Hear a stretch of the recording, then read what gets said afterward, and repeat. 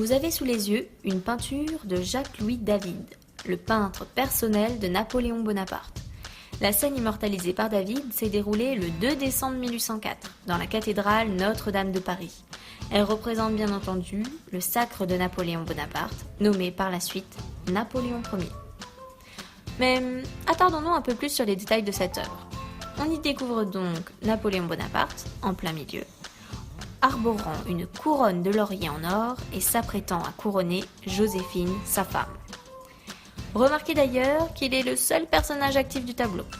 Ensuite, on découvre agenouillée face à lui Joséphine, qui va devenir donc impératrice, et qui, comme l'indique le code civil de l'époque, est soumise à son mari, et donc prend la pose de soumission, d'humilité et de piété. Le pape est lui aussi présent, juste derrière l'empereur. Il est ici pour bénir le couronnement. Sur la gauche du tableau, un peu plus en retrait, on aperçoit les frères et sœurs de Napoléon Bonaparte.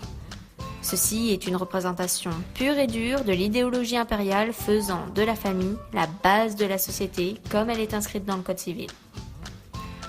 Au centre à nouveau, on retrouve l'évêque brandissant une croix, puisque la place du Sacré a repris sa place sous le Concordat.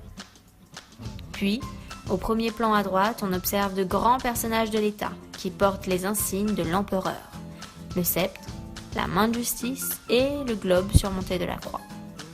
Des insignes qui rappellent fortement ceux des rois sous la monarchie.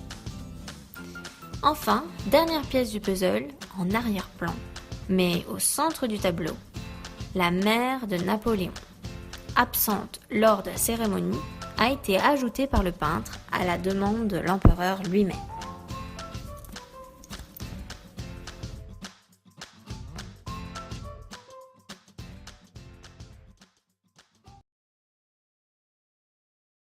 Created using Powtoon.